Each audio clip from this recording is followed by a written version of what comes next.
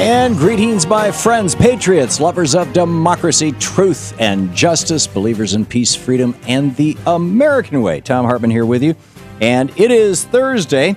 However, we are going to have Senator Bernie Sanders with us right this very second for our Brunch with Bernie, typically Friday National Town Hall meeting. We're going to do it today on Thursday. Senator Sanders, greetings.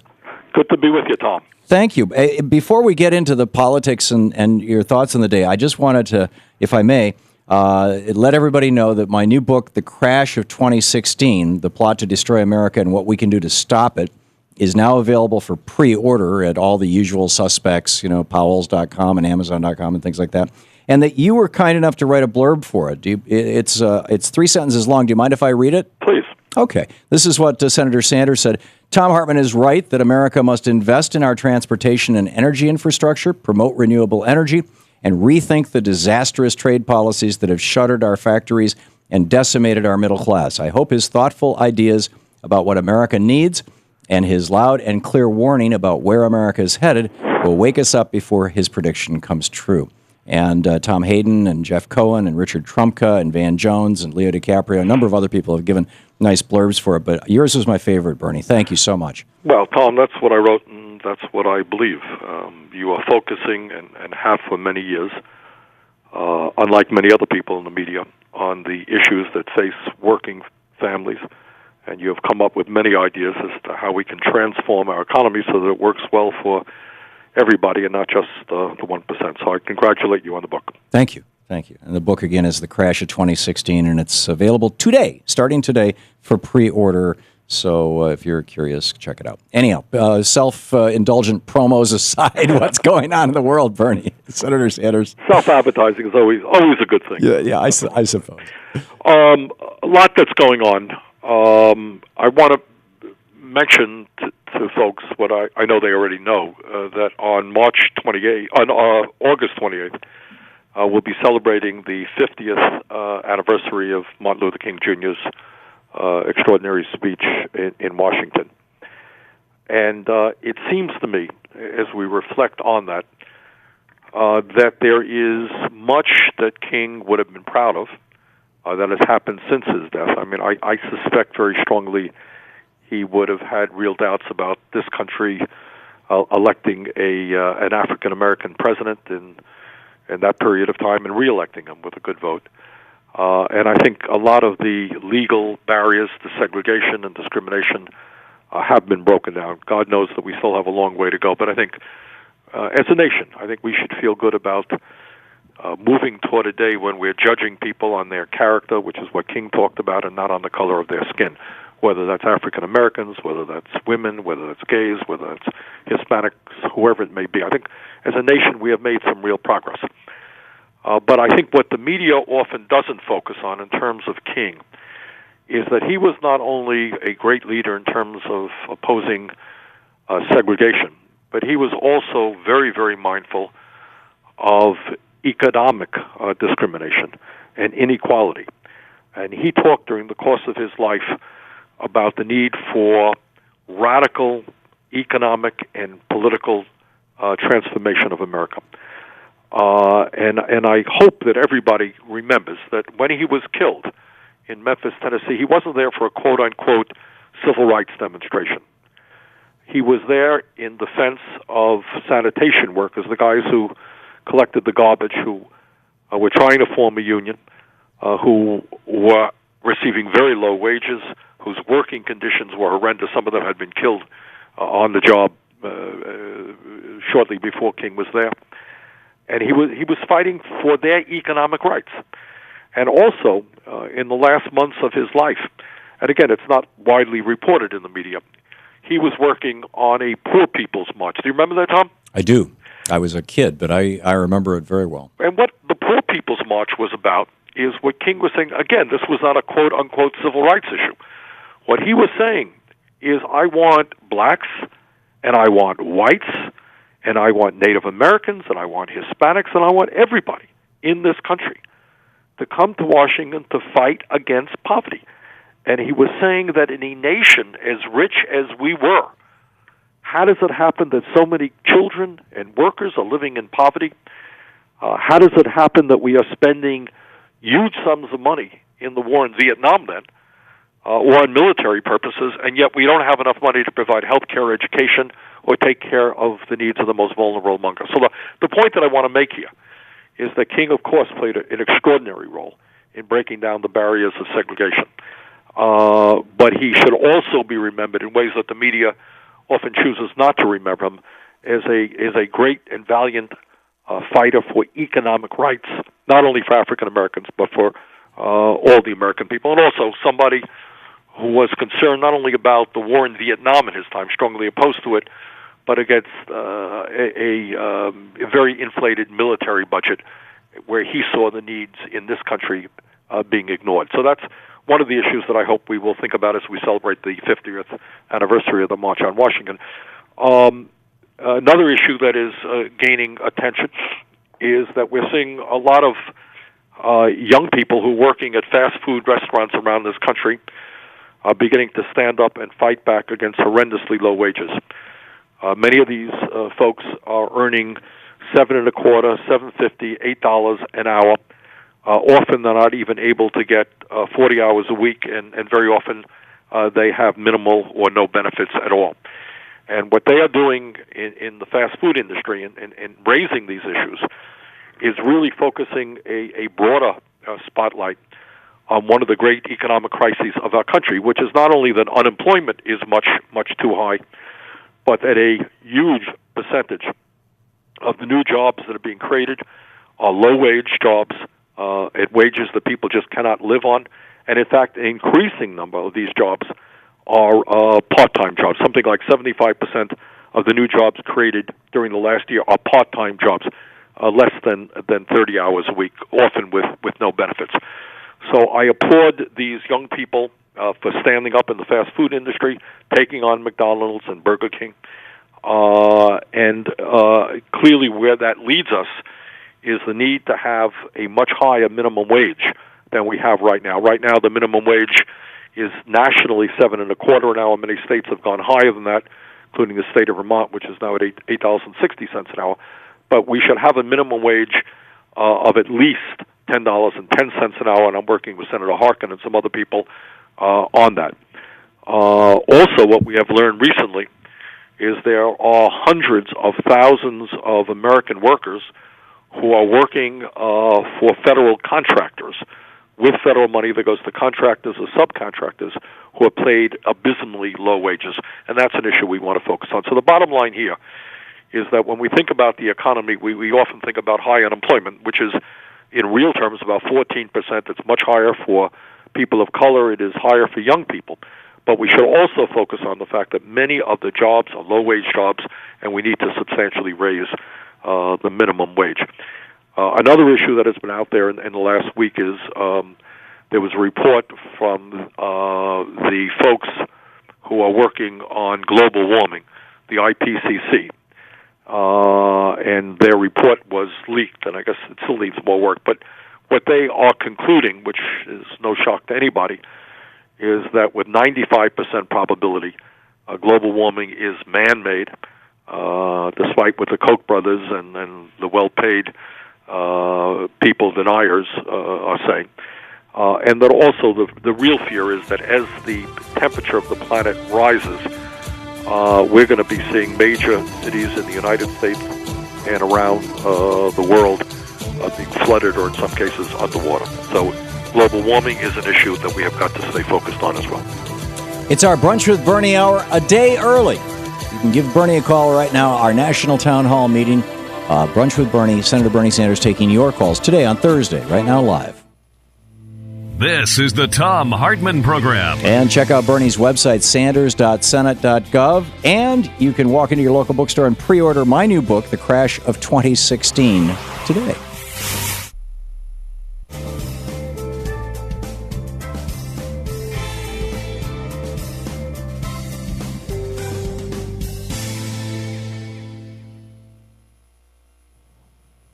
And welcome back. Senator Sanders is with us and picking up your calls. Ready to go, Bernie? Ready to go. Okay. Marcia, watching Free Speech TV in Englewood, Florida. Marcia, you are on the air with Senator Sanders. Hi, Senator.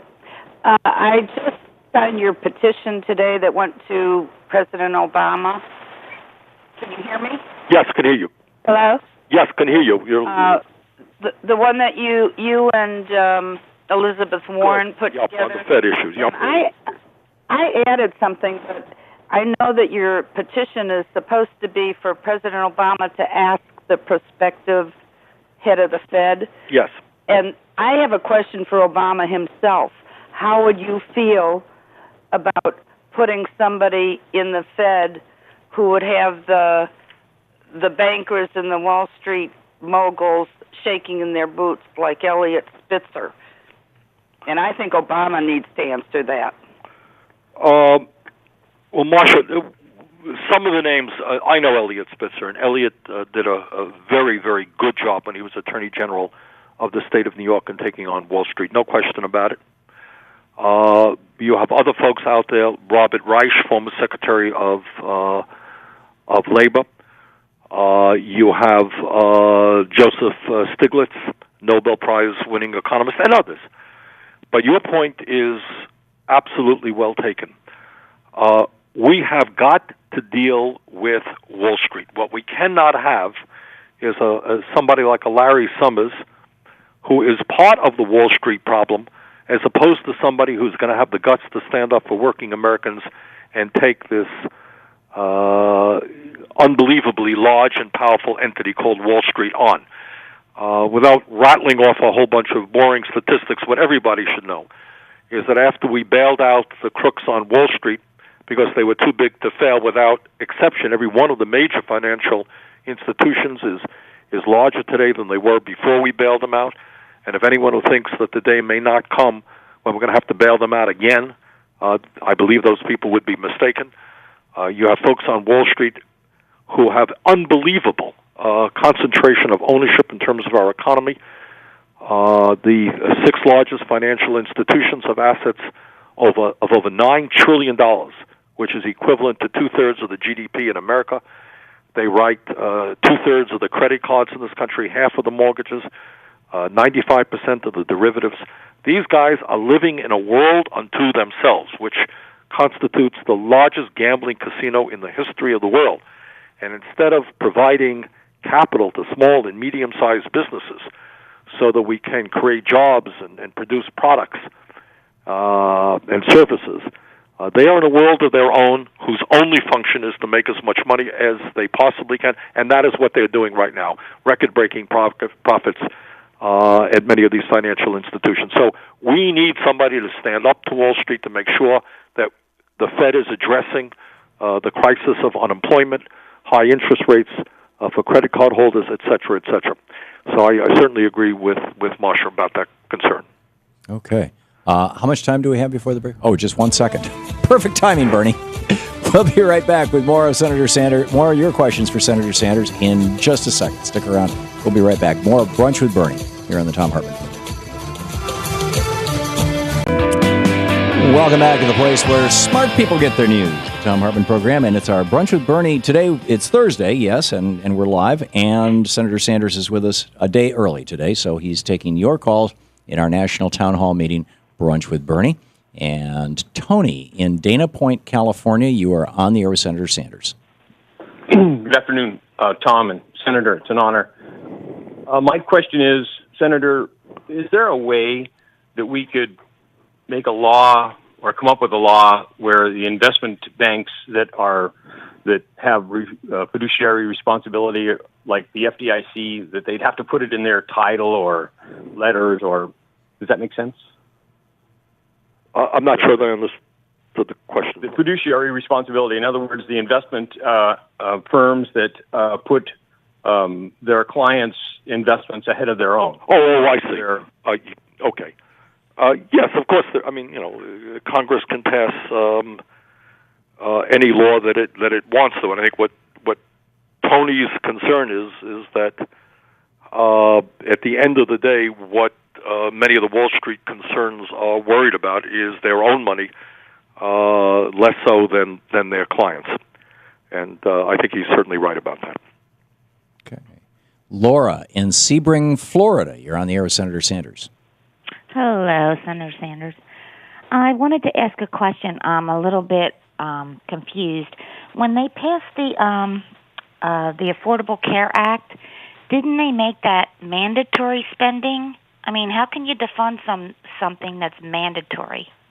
Defunding, you mean some states are not going through with the expansion of Medicaid? Or do you mean the Ted Cruz campaign? Ted Cruz is trying to defund it. But if it's mandatory, how can you do that? It's not going to happen, that I can assure you.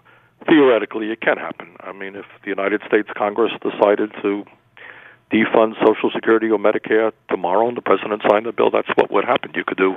Congress can do anything it wants to do. Clearly, from the point of view of Cruz and other extreme right-wing members of the Congress, they are satisfied with the status quo in healthcare in America. We have 50 million people who have no health insurance, and for many years the cost was soaring. And we lose some 35,000, 40,000 people every year because they can't get to a doctor on time. And these guys don't want any change at all, and they're there to protect the insurance companies. So to answer your question, Laura, yeah, theoretically it can, but I think the Republicans in the House have something like tried to defund it 37 or 38 times. It's not going to happen. Kathy in Valparaiso, Indiana. You're on the air with Senator Sanders. Hello? Hello. Hi, Senator. My name's Kathy Kahn, and this is pertaining to something that Mr. Hartmann brought up yesterday. There was a point that was missed about the welfare system, working for welfare. What happened in Indiana was it wasn't only set up for people to go to work, but to get a higher education so they could become financially independent. But what happened was what I call a lot of pop-up universities, a lot of daycare centers, programs like that were set up to be federally funded. And what happened was they scammed the system. Yep. But the poor people were the ones that paid the price for it. Yep. Yeah. Well, Kathy, that's what I'm seeing happening now at a bigger level by the federal government. And another couple other points I wanted to make was once a person got any assistance from the government and you were financially independent, you were supposed to reimburse the monies that you had when you weren't able to, when you had to request for assistance. Kathy, can you summarize a single question for Senator Sanders to answer? Okay, my point is, if the corporations are getting welfare, whatever you call it, assistance, why aren't they paying it back? Well, that's a very good question. For many, many years, in many, many ways, corporations have been living high on the hog off of the federal government. We can spend 2 hours just discussing that issue. One area where we've seen just incredible rip-offs has been in the Defense Department, where contractors have said, okay, we'll build a weapon system or we'll build a plane for X billion dollars, and it turns out that the cost overruns are just extraordinary. We end up spending billions more. Not to mention that there's just an enormous amount of dishonesty, fraudulent billing, et cetera, et cetera. So, Kathy, your point is well taken. I think you have a situation where many corporations are taking major advantage and benefiting from their relationship to the federal government. Pat in Beloit, Wisconsin. You're on the air with Senator Sanders. Hi, Senator Sanders. I had one question, but I'm going to change it and ask you another question. How do we do something about this redistricting that's taken place in many states that makes Senate or congressional seats just a lock, and they've been done in such a manner that they are not even racially representing the people, and I it's like we never will be able to get these people out of office. Well, I think two things. I think to the degree that they have violated voting rights, the Voting Rights Act, which, as you know, has been significantly changed by a recent Supreme Court decision. We want to see the Attorney General of the United States be active in that area to protect the voting rights of citizens. But the other way, Pat, is the old-fashioned way. I do not accept the argument that these guys cannot be beaten, even after they gerrymander their districts. Look, the truth of the matter is that there are very few states in this country, there are no states in this country, where the vast majority of the people are not working people who are hurting today.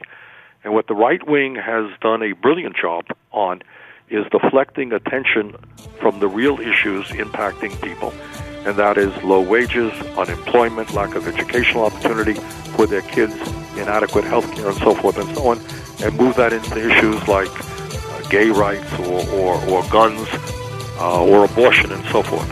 And our job is to put together a progressive agenda, speak to working people, and mobilize people.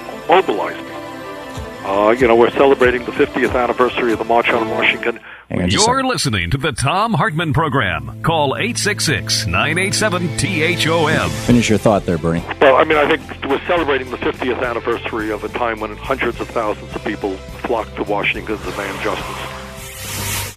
Thank you.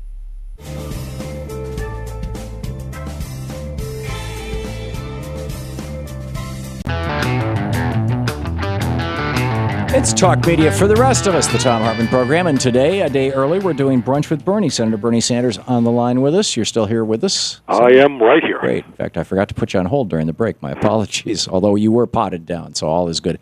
Let's see here. Kent in Salt Lake City, Utah. You are on the air with Senator Sanders. Yes, Senator Sanders, congratulations on the great work you do, and good for you for bringing up the fact that Martin Luther King took a stand for the poor, and he was against the war in Vietnam, things that are ignored by the mass media. Another thing that's ignored by the mass media is the Social Security tax.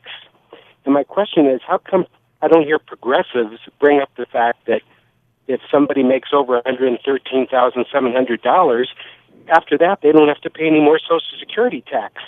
It's a very regressive tax, and I don't hear progressives talk about it, and I would like to know what your opinion is as to why that is. Well, Kent, that's a great question, and I think Tom and I have talked about that for years, and I have legislation in that would do exactly what you're talking about. What Kent is saying is that if you want to make Social Security solvent not just for the next 20 years, but you want to make it solvent for the next 50 or 75 years, the fairest way to do that is simply lift the cap. Right now, if somebody makes $1 million a year or somebody makes $113,000 a year, they're both contributing exactly the same amount into the Social Security Trust Fund. So we have legislation in that, in fact, would lift the cap and make Social Security solvent for our kids and our grandchildren. So some of us do talk about it, Kent. I've got legislation in that would do just that, but your point is exactly right. John in Minneapolis, you're on the air with Senator Sanders. Yeah, thank you for taking my call. I just wanted to ask the Senator, with the sequestration of Medicare, I've heard from some friends that it really is impacting hospitals negatively, and I wanted to know exactly how much money is being taken from Medicare by the sequestration, and that's my question. Well, in terms of Medicare, what is not being cut are benefits, but what is being cut are reimbursement to hospitals. And I believe that's about 2%, if I'm not mistaken. And that is a lot of money, and in fact is having a negative impact on hospitals in Vermont and around the country. Sequestration is a disastrous and stupid idea because it makes across-the-board cuts and doesn't prioritize as the best way to cut. What some of us are working on, and I'm a member of the Budget Committee, is a budget which ends sequestration by raising significant sums of revenue from the wealthiest people in this country, whose effective tax rate is low, and also from corporate America, where you have 1 out of 4 major corporations not paying a nickel in taxes. And if you look at corporate taxation, the collective amount of money that's coming into the Treasury from corporations, it's much less today than it was in past history. So there are ways to deal with the deficit, and we've made good progress, by the way, but one way you don't do it is not only by cutting back on Medicare, but by cutting back on the Meals on Wheels program, cutting back on Head Start, forcing federal employees, in some cases, to take a day off a week, a 20% cut in pay. Those are not rational ways to deal with deficit reduction. Lori in New Lothrop, Michigan. You're on the air with Senator Sanders. Hi, thank you. I'd like to thank Senator Sanders for all the work that he does in Congress. I really appreciate it. My point is, I'm a laid-off teacher in Michigan, and with education funding being the mess that it is, I'm unlikely to find another teaching position anytime soon. So I'm relying on unemployment compensation. As part of the budget negotiations coming up this fall, is unemployment compensation going to be part of those talks? The answer is, if you can think of horrendous, regressive ideas, our friends in the Republican Party were there before you, and they've already thought of it. So to answer your question, yes. Let's be very clear about the dynamic of politics in America today in dealing with Lori's issue. First of all, it pains me that we have a laid-off teacher in this country. We need more teachers. We need more child care workers, and we should not be laying off teachers when we have the crisis in education that we have today. But second of all, in terms of unemployment, you have a Republican Party which is determined to protect the interest of the wealthy and the powerful, and not only do they want to defend the tax breaks and the loopholes that currently exist, including all of these tax havens that we see in the Cayman Islands, Bermuda, and elsewhere, which enable multinational corporations to avoid huge amounts of taxation. These guys want to give them even more. So if your goal is to move to a deficit reduction, if your goal is to give more tax breaks to the wealthy, then the only way you do that is by making horrendous cuts in every single program that is of meaning to working families.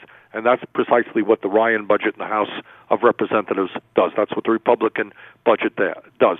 So, Lori, to answer your question, do I have any doubt that these guys would want to have already made efforts and will want to expand upon those efforts to cut back on unemployment? Absolutely. Zach in Fort Dodge, Iowa. You're on the air with Senator Sanders, Zach. Hi, Senator. How are you doing this afternoon? I'm calling. Why aren't we using the IRS to go after these companies?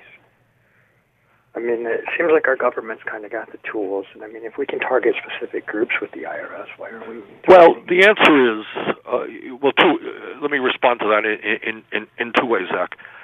Number one, historically and interestingly enough, the Republicans have wanted to underfund the IRS precisely for the reason that they do not want the IRS to have the capabilities, to have the lawyers, to have the accountants, to get involved in complicated cases where large corporations who have zillions of accountants and lawyers may be avoiding their fair share of taxes. So when these guys say, let's cut back on the IRS, what they're really saying, let's make sure that we're going to protect multinational and powerful corporations from paying their fair share of taxes.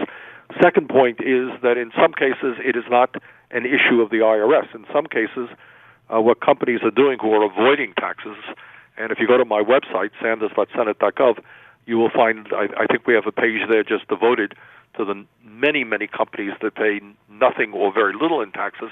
They do it legally. So it's not an issue of evading the law. It's a question of simply taking advantage of the law, and the law has got to be changed. In one area, we've introduced legislation, which is perhaps the great scandal of our time, is that with 1 out of 4 major corporations not paying a nickel in taxes, we have to address the issue of tax havens in the Cayman Islands and Bermuda, where these guys are storing billions and billions of dollars and not paying a nickel of taxes on those profits. So there are a lot of ways that we can go after them. Some of it is through a beefed-up IRS, but some of them is just changing tax law. Ken in Chapel Hill, North Carolina. You're on the air with Senator Sanders. Thank you, Tom. Senator, I went through 2 years of trying to get Social Security disability. Back in January, they said I'm disabled by mental defect, but I was denied the disability. So I'm living on supplemental income, which is parsed out to me. And I'm just guessing, but most senators probably spend more on their dinner, like they will tonight, than I get for a month's income. I do not understand why Social Security treats people like they are criminals, and they act like a prosecutorial body instead of the people they are supposed to be, those who are paid only to help. And they treat applicants like they are guilty of something. Ken, let me just say this. I am certainly not going to defend every person in the Social Security Administration, and I'm sure you have abusive and rude people there. But generally speaking, the problems that you refer to are not from the Social Security employees. Those workers do not determine what the benefits are. That's something that the United States Congress determines. And one of the issues, Ken, I want to inform you about it, and although I suspect you know about it, is right now, if you think the situation with Social Security is bad now, you should know what a number of people in Congress have in mind to do, and that is move forward to what is called a chained CPI, a new configuration to determine cost of living benefits. And if they get their way, and I am working very, very hard, helping to lead the effort to stop that approach, if they get their way and transform how we determine what Social Security COLAs are, if for a regular Social Security beneficiary, if you're 65 today, you will lose about $650 a year by the time you're 75. And if you're a disabled veteran, you will be losing in your lifetime many thousands of dollars. So the fight right now, Ken, that we're engaged in is to make sure that a bad situation does not become even worse. And Senator, we just have about 30 seconds before the break here. Do you think that your colleagues, particularly your Democratic colleagues, are going to stand up to both the Republicans and sometimes the president seems to be on this one, the president has been very bad. He has kind of led with this issue. I think to answer your question, Tom, I can't give you a definitive answer, but I think we are making ground. We are gaining ground on this. I think the American people are very clear that at a time when so many folks have lost their pensions, when so many people have inadequate retirement security right now, don't have enough money in the bank, it is absolutely imperative that we protect Social Security and not cut it. It's Brunch with Bernie, a day early this week. Senator Bernie Sanders taking your calls here Thursday on the Thom Hartmann Program, our National Town Hall meeting, Brunch with Bernie. Be sure to check out Bernie's website, sanders.senate.gov. Everything from petitions to a great news resource, plus Bernie's newsletter, The Bernie Buzz. You're listening to the Thom Hartmann Program. Visit thomhartmann.com for audio and video archives. And just a quick FYI, my new book, which is coming out in November, it's called The Crash of 2016, is now available for pre-order at Amazon and every place else.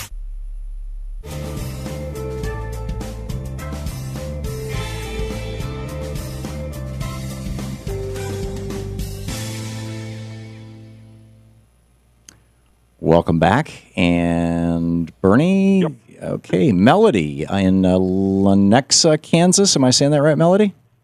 Yes, Lenexa. And first, I just want to say thank you to both of you for all you do. And my question is, I've heard on another program that the part of the healthcare reform that required insurance companies to pay 80% or to use 80% of the funds for healthcare has been postponed for a year, giving them another year to figure something out, and I'm wondering, is that true? And if it is, how did that happen? Melody, I have to apologize. I don't know that if that is true or not, and I certainly hope it's not true. I'm pretty sure, Bernie, that kicked in last year or for this year because the health insurance companies have already issued rebate checks to people that they've been overcharging. Melody, I won't swear to you, but I think that is probably not accurate, and that's a very important provision. Because if we ask ourselves, how does it happen that the United States ends up spending almost twice as much per capita as any other nation on earth, one of the reasons is the huge amounts of profiteering and administrative cost and bureaucracy that we see within our system.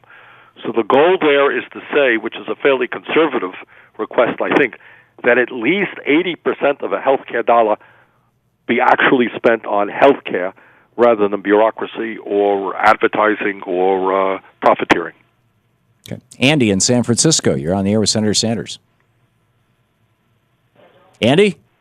Oh, yes. You're on the air. So I wanted to bring up the idea that I'm very much in favor of the lifting the cap on the Social Security, but will the math allow a tiny, tiny reduction in that withholding tax for everyone else so the issue could be coached as a tax cut, not simply a increase? Andy, that's a great... It makes it politically much more attractive. Andy, that's a great point. There are different ways that you can go forward, and there are advantages and disadvantages. doing what I am doing in my legislation, the advantage of that is that it's pretty simple. We say we're leaving everything the same, except right now we're going to lift the cap on people who where the cap is today at 113,000. We're going to take that cap, by the way. We're going to allow people under 250,000 not to pay anymore, but above that 250,000, 300,000, a million, a billion, you're going to be paying on that income into the trust fund. That's one way to do it, and it's simple, and I like that. On the other hand, you make a very good point, and some of my colleagues are thinking about that, and that is that as you bring more revenue into Social Security by lifting the cap, what you could also do, which is what Andy is talking about, is you can lower the tax rate from 6.2 to whatever it may be, 5% or something like that, and then you can say, hey, guess what? Not only are we saving Social Security, we're also actually lowering a pretty regressive tax, which is the payroll tax. So you can go either way on that one, Andy, and your idea is certainly worth merit. Anybody promoting either of these? Yeah, there are folks in Congress who are looking at exactly what Andy is talking about. Although it's going to take a change in the Republican control of the House, isn't it? Yes, absolutely. Okay, so let's hope that those 2014 elections... I hope everybody understands that for us to do anything serious and to address the monumental problems facing this country, it ain't going to happen so long as the Republicans control the House and until the president becomes a lot stronger than he is, until we wake up some of these Democrats and get them fighting for work. We'll be back with more of your questions for Senator Sanders right after this.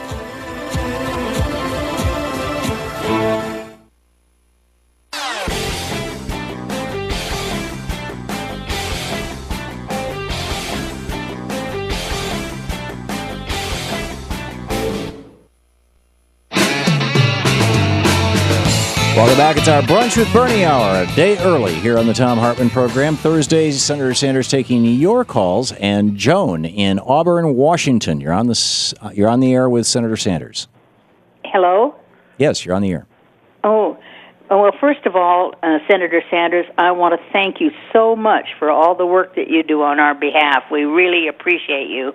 Thank you very much. My question is, why has there not been legislation? I would have thought when President Obama first went in, one of the first things they would address was the fact that Medicare cannot negotiate prices with the pharmaceutical companies. I expected that would be, everybody said they want to save money, but that would be one of the biggest places they could save money. Why hasn't there been legislation introduced to do that? Well, legislation has been introduced.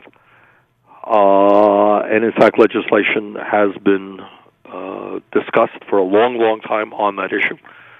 And the answer is very simple, and that is the pharmaceutical industry does not want this, and they are very powerful. Right now, what Joan is talking about is that in the Department of Defense and in the Veterans Administration and the Indian Health Service, they are purchasing prescription drugs at relatively low rates because they're negotiating with the pharmaceutical industry.